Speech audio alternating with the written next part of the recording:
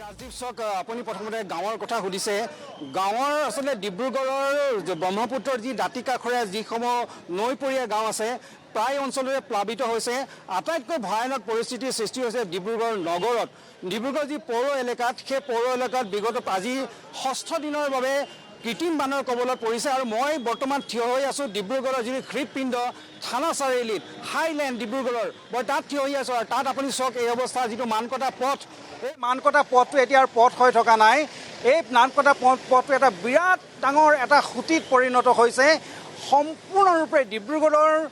প্ৰায় 60 পৰা 70% ইতিমধ্যে জলমগ্ন হৈ আছে বিগত 6টা দিন ডিব্ৰুগড়বাসী এই কৃত্ৰিম বানৰ কবলত পৰি জ্বলা কলা খাবলগীয়া হৈছে কোনোফালে কোনো ব্যৱস্থা নাই সম্পূৰ্ণ স্তব্ধ হৈ পৰিছে জনসাধাৰণৰ সম্পূৰ্ণ স্তব্ধ ইয়াৰ যিসমূহ অঞ্চল আছে পৌৰ এলেকাৰ যি 22টা ৱাৰ্ড আছে তাৰে ভিতৰত 18টা ৱাৰ্ড সম্পূৰ্ণৰূপে জলমগ্ন আৰু এই কৃত্ৰিম বানটো সাধাৰণ কৃত্ৰিম বান নহয় ভয়ানক পৰিস্থিতিৰ সৃষ্টি হৈছে ইতিমধ্যে কালি মুখ্যমন্ত্ৰীৰ নিৰ্দেশক্ৰমে দুগৰাকী কেবিনেট মন্ত্ৰী আহি ডিব্ৰুগড়ৰ পৰিস্থিতি পৰিৱেশ বুজ লৈ গৈছে তেওঁলোকে ডিব্ৰুগড়ৰ বাকী কেনেকৈ উদ্ধাৰ কৰিব সেয়ালৈ এতিয়া সকলোৰে আচলতে চিন্তা শিক্ষানুষ্ঠান বিভিন্ন ধৰণৰ অনুষ্ঠান প্ৰতিষ্ঠান সম্পূৰ্ণৰূপে বন্ধ কৰি দিছে প্ৰশাসনে সকলো ফালে এক প্ৰকাৰ হাই এলাৰ্ট ঘোষণা কৰিছে ইতিমধ্যে কি ক'ব আপোনালোকেতো দেখিছে ডিব্ৰুগড়বাসীয়ে এটি 6টা দিন হৈ গ'ল একেই পৰিস্থিতি একেই পৰিৱেশৰ মাজত কৃত্ৰিম বানৰ কবলত পৰি আছে আপোনালোকৰ অৱস্থা বেয়া আজি দিনত কি ক'ব কৃত্ৰিম বানপানীৰ তাণ্ডৱ যি আপোনালোকে নিশ্চিতভাৱে দেখিছে সঁচাকৈ অতিশয় লজ্জাৰ বিষয় এইটোৱে যে ভাৰতীয় জনতা পাৰ্টি চৰকাৰখনে বানমুক্ত অসমৰ কথা কয় তেখেতসকলে আনকি নিৰ্বাচনী ইস্তেহাৰতো বানমুক্ত অসমৰ কথা কৈ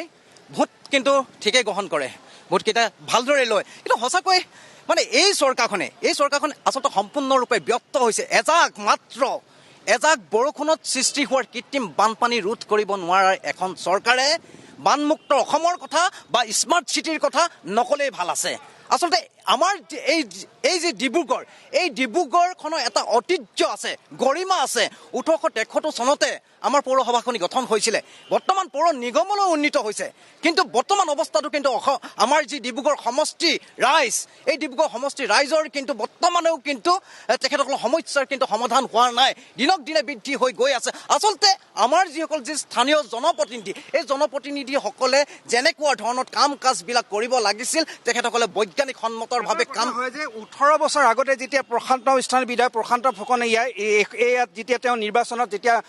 উঠিছে তেওঁ প্ৰথম কথাটোৱে আছিল ডিব্ৰুগড়ৰ কৃত্ৰিম বান মুক্ত কৰা কিন্তু 18 বছৰ এটা একোৱেই কৰিব নোৱাৰিলে আচলতে তেখেত মই চাওক প্ৰথম কথা হ'ল কি তেখেত এজন কথা চহকী ব্যক্তি তেখেতে আচলতে সস্তীয়াৰ জনপ্ৰিয়তা কেনেকৈ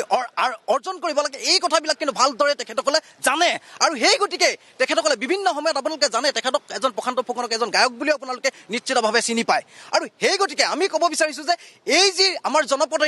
জনপ্ৰতিনিধিসকল আচলতে আমাৰ যি ডিব্ৰুগড় সমষ্টিৰ প্ৰতি যি দায়বদ্ধতা থাকিব লাগিছিল এই ডিব্ৰুগড় সমষ্টিৰ প্ৰতি তেখেতসকল কিঞ্চিত মানুহ দায়বদ্ধতা নহয় কেৱল প্ৰশান্ত ফুকনে নহয় সাংসদ সৰ্বানন্দ সোণোৱাল ইয়াৰে মুখ্যমন্ত্ৰী ইয়াৰ পৰা তেওঁ 2-3বাৰ সাংসদ এতিয়াও তেওঁ সাংসদ তেখেতৰ দায়বদ্ধতা আছে নিশ্চিতভাৱে প্ৰাক্তন মুখ্যমন্ত্ৰী তেখেত লগতে আমাৰ এতিয়া কেবিনেট মন্ত্ৰী এজন এইখন চহৰত ঘৰ তাতকৈ আৰু লজ্জাৰ বিষয় থাকিব পাৰে নেকি কওকচোন সৰ্বানন্দ সোণোৱাল এতিয়া ক'ত সৰ্বানন্দ সোণোৱাল ডাঙৰীয়া আচলতে এই কথাবিলাক কি নাজানে নেকি আজি অতীজৰে পৰা এই যি ডিব্ৰুগড় সমস্যাৰ কৃত্ৰিম বানপানীৰ সমস্যা আজি কিমান দুৰ্ভোগ ভুগিবলগীয়া হৈছে ডিব্ৰুগড় সমষ্টিবাসী ৰাইজে এতিয়া গাড়ী মটৰ যান জঁটৰ অৱস্থাৰ পৰা আদি কৰি ছাত্ৰ ছাত্ৰীসকল কোৰ্ট কাছাৰীলৈ অহাৰ যিসকল ব্যক্তি তেখেতসকলৰ যিমান এটা জমৰ যন্ত্ৰণা হৈছে এই কথাবিলাক আচলতে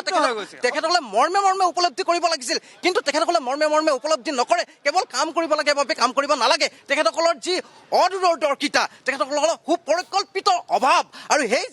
সেইকাৰণে আচলতে এই চৰকাৰখন সম্পূৰ্ণৰূপে এখন ব্যৰ্থ হৈছে ৰাজীৱ আচলতে এয়া ৰাইজৰ ক্ষোভ দেৱজিৎ মই আপোনাক ধন্যবাদ জ্ঞাপন কৰিছোঁ পৰৱৰ্তী বাতৰি আকৌ আপোনাৰ কাষলৈ পোনপটীয়াকৈ যাম এই মুহূৰ্তত আপোনাক ধন্যবাদ এয়া ডিব্ৰুগড় চহৰৰ পৰিৱেশ ডিব্ৰুগড়ৰ গাঁও অঞ্চলৰ কথা বাদ দিয়ক গ্ৰামাঞ্চল পানীত বুৰি আছে কিন্তু ডিব্ৰুগড় চহৰ আজি 6 দিন হ'ল কৃত্ৰিম বানত বুৰি আছে এক প্ৰকাৰ খুঁটিলৈ পৰিণত হৈছে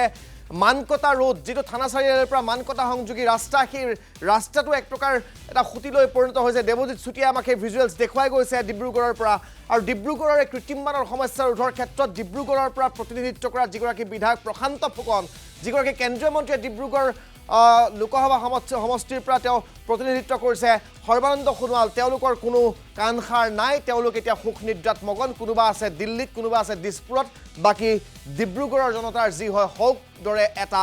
অৱস্থালৈ ঠেলি দিছে তেওঁলোকে